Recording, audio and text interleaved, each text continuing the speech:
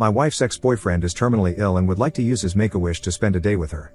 Posted by u/throw_ra_last wish. Hello Reddit. My wife, 35F, let's call her Susan, and I, 40M, have been married for 8 years.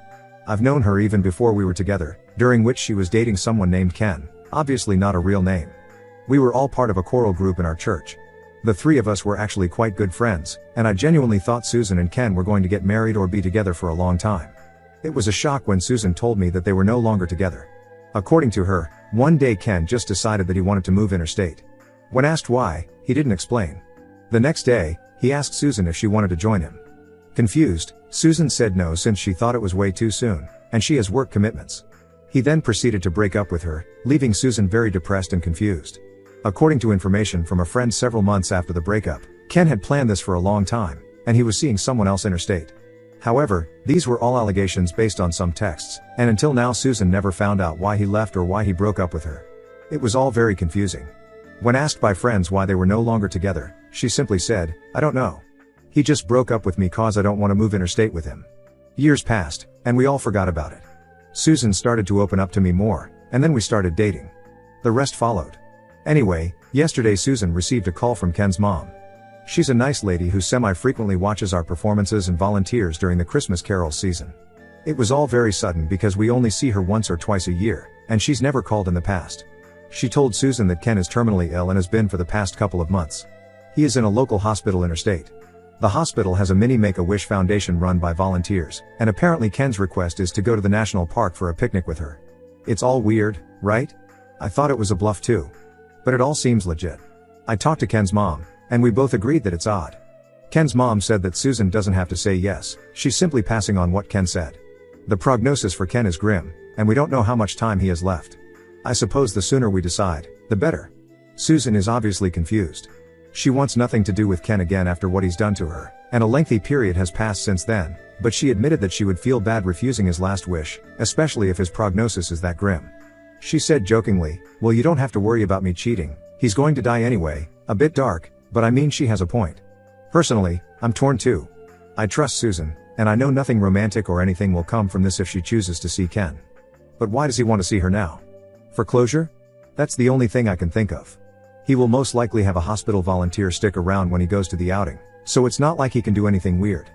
But why her? Why not use his wish for something else?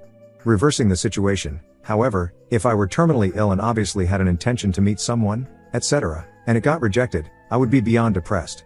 I know how awful it must be for your last wish to be rejected. Am I looking too much into this? Should we honor his wish and let Susan spend the day with him? Or should we just refuse it? Any input is appreciated. Top/relevant comments. Commenter. You're going to get a lot of comments saying that you have absolutely no responsibility to this man, he made his bed, etc., etc., etc., because Reddit has a hyper-individualistic slant that borders on parody at some times. But, on a purely emotional level, if I flat out denied a request like this, I probably wouldn't be able to look at myself in the mirror for a while. And it looks like a bit of that guilt is already starting to nag at your wife. The guy wasn't abusive, the trip is going to be supervised by medical professionals, and, most importantly, your wife has stated she no longer has feelings for him, so any potential emotional damage he could do is limited. I honestly don't see the issue in going. And even if you don't want to do that, why not just give him a Skype call? None of us have any idea what he wants to say. This seems like it's going to help define this man's death, and at what cost to your wife? An awkward conversation? Small thing, that. I disagree with the what can I get out of it? Approach to all decision making, but even if I did, the answer is clear, you get to avoid a potentially tremendous amount of guilt. The picnic seems like a bit much, but I'd open up a line of communication. Ops response. Thanks for your input. This resonates with us, cause we're both quite emotional individuals. My wife has expressed many times that she would feel bad if she refused his wish. Personally, if I were in her shoes and I said no, I'd be feeling like crap for days too. As I said in other comments, my wife said that realizing that he's harmless and just wanted to apologize, etc., and she declined, would have worse emotional implications than him begging her to come back or telling her that he was unfaithful, etc. In the end, both of us have no idea what he would say, or what would happen. What we know is that he can't do anything stupid, or if he said something dumb, my wife wouldn't care anyway. It's the guilt, feeling bad about refusing the wish, that's eating her up more than the potential awkwardness or what happened in the past. For me personally, I'm definitely curious and a bit weirded out, but I'm confident nothing sinister is going to come out of this. Commenter 2. Sounds like mortality has Ken reflecting on his life, and he wants a glimpse of what could have been or to revisit the mistakes he's made. I imagine he's in a dark place and doesn't appreciate the burden he's putting on the both of you. Be careful. The best case scenario is that he still holds a guilt for what he did to your wife and is seeking absolution. By contrast, he may be desperate to find any sort of legacy and hopes that his former love still holds a torch for him. Another incredible burden to put on someone and born of desperation. It's ultimately yours and your wife's choice to make, and it's a tough one, but perhaps a suitable compromise for all parties may be to exchange letters. If all Ken seeks is that absolution, then the letters may ultimately be enough. If he insists on a face-to-face meet following the letters, then you may at least have a more informed view on his intentions to make a decision together. Best of luck. Ops response. Actually, I just raised the idea of a Skype call of some sort before the meeting. We're waiting to call his mom, and we'll raise this idea also. Who knows, maybe all this can be resolved via Skype instead. Op adds an edit to his post. So my wife got hold of Ken's mom, and we managed to ask more questions and clarifications. Thanks to those of you for your input on this one. Ken's mom only just heard about his plan to see Susan yesterday. No mention of it at all throughout his hospital stay. Ken has been reaching out to a lot of people recently, including his high school friends. She thinks that this could be a blanket attempt to reconcile with many people. When asked if she remembered anything or if Ken said anything in break up with Susan, Susan actually asked this question herself. She said that she didn't even know both of them broke up until a couple of weeks after. An interesting thing she said is that Ken has always felt that there's nothing much for him to do in the state he was originally from, the state we're in, and that he wanted something different. He may have jumped the gun too quickly, landed a job too soon without consulting Susan. He didn't, and freaked when realizing Susan was not ready to move. Ken's mom thinks this is most likely the cause of the breakup, even though Ken never told her exactly why. They're not very close. Upon hearing this, Susan thinks it makes sense, but she said what he did was still not very nice because he never told her that he was unhappy with their living arrangements at the time.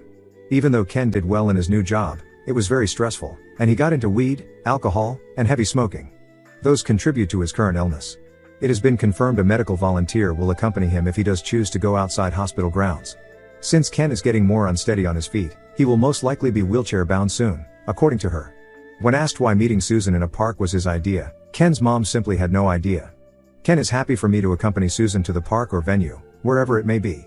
He is also fine with us meeting him in the hospital, but there is a strict 2-person-a-day visiting rule in place at the moment, so his mom may not be able to look after him if the both of us rock up at the same time. His mom would like to visit him daily to help with daily living and baths. Ken is reluctant with a Skype call or a phone call in general. Ken's mom stated that his speech is quite slurred at this stage, and he hasn't been eating and drinking much lately, so his mouth is dry most days, so it's uncomfortable for him to speak. Writing a letter is not something he can do these days due to him being drowsy from medications or sedated. Dictating would be hard too because see point above. She has been helping him type emails to friends some days. There is a possibility of Ken to be transferred to his mom's home for his end of life if it gets to that stage. Ken's mom reiterates that Susan can decline the offer, and with everything going on in the world, she would understand if she can't make it. But she hopes that we would consider it for her son.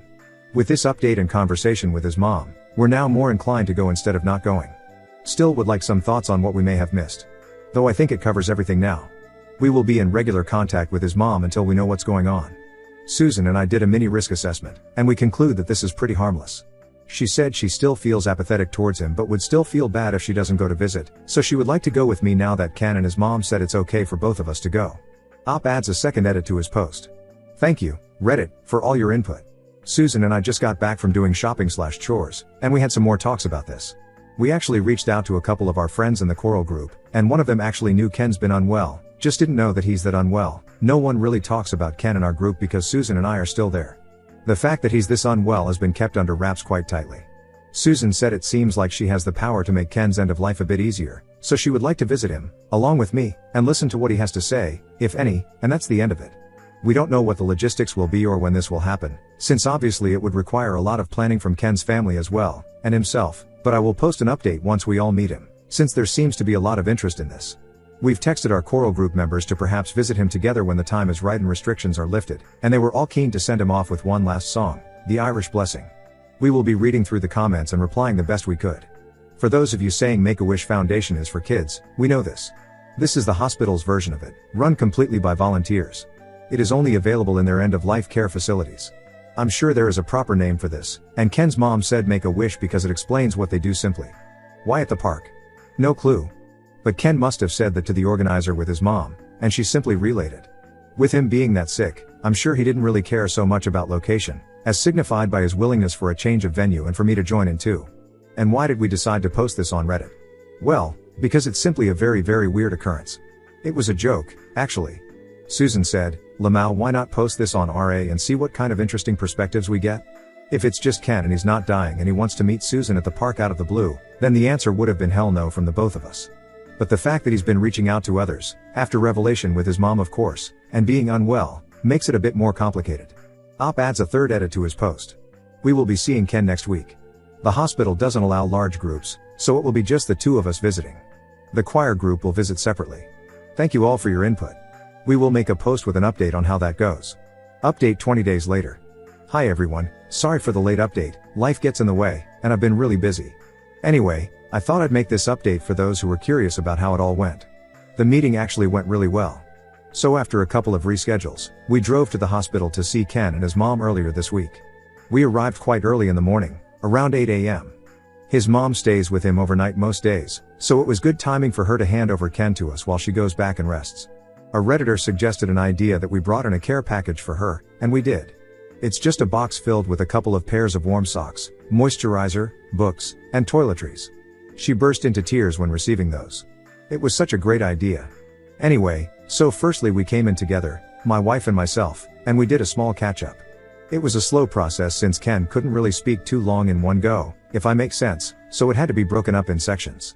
I asked him if he would like some time alone with Susan, and he said yes, so I left both of them alone and went out for a walk, do a bit of remote work on my laptop. I just told her to text me if she needs anything. So I left Susan and Ken for about a couple of hours before Susan texted me that I can come back up. Anyway, during this time, basically, Susan asked what happened to Ken. Why did he move interstate so soon, and was there another motive behind it? Well, the story goes as follows. Ken was working a low-paying job at the time and was feeling like he's never going to get any career progression. Susan and myself knew Ken has always been creative-minded, he got a diploma in film and everything, but what we didn't know is that behind everyone's back, during that time, he was searching for career opportunities in the film/animation industry. He put in a job application for fun, and a few months later, got offered a position as an intern animator, something along those lines, according to Susan. He was stoked, but he didn't expect that he would actually get the job. Therefore, he actually never planned anything in advance. The job required him to move interstate ASAP, and Ken felt pressured to say yes, since he's applied to other similar jobs in the past but got rejected. It took him by surprise, and he didn't do any planning. It's the "well, I won't get it anyway, so why should I make arrangements" mentality, according to Susan. So he asked Susan to move with him, but left out the job details since as an intern, he would get paid even less than what he was earning, with a lot of voluntary work. He was scared that Susan would not approve of the lower wage, so he left out the details and just asked her to move out with him. He admitted it was stupid, and apologized for being immature about it. After the breakup, and after working a few months as an intern, he said that working in that industry is not like what he thought it would be. There was a lot of crunch time, to the point where he and the other interns were spending most of their time in the office, even sleeping while waiting for the program, code, or animation to finish compiling. I'm not tech savvy, but I figured animations take a long time to set up. He then got into alcohol, since everyone in the office also drinks. This then turned into severe drinking to cope with stress. This then turned into smoking and drugs. Anyway, he stuck it out and became a technical lead, but he said he had zero social life or support apart from a couple of colleagues, and that he's burning himself out every day. The support he got was basically a small group that goes out on social drinks only. That's why he kept going back into alcohol and drugs, etc. He's been in and out of hospital with alcohol poisoning and actually never sought help. He said he might also be depressed, but he's earning enough just to pay rent, with all his alcohol expenses, etc., so he didn't seek any help. He also made a lot of other bad decisions that are popcorn worthy but way too long to include here. Things that got him arrested, fired from his job, so he had to find another, etc., etc. When asked about the park situation, he said there was no malice intended, it was only because he was sick of being in hospital all the time with no window of opportunity to go outside. And that's it, really. His substance abuse got him to where he is now. I managed to catch up with him and reminisce about the good old days when we were still hanging out together, told him it's hard to see anyone these days due to COVID.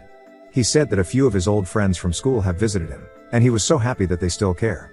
He told me that he tried reaching out to his former girlfriend as well to apologize, but only Susan turned up. He has had other relationships since breaking up with her. He said he's sad about it, but he would like to tie up loose ends while he still has the time. In terms of his prognosis, I asked, and he said he doesn't know.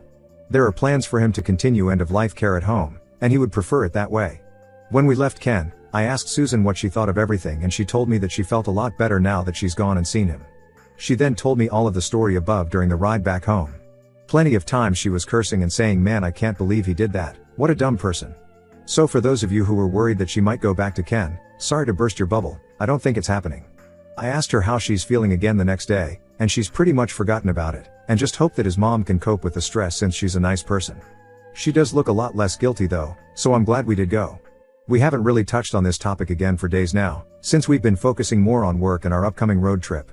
Thanks to all the Redditors who chimed in and helped, from both perspectives. In these uncertain times, we should still try to be kind to others.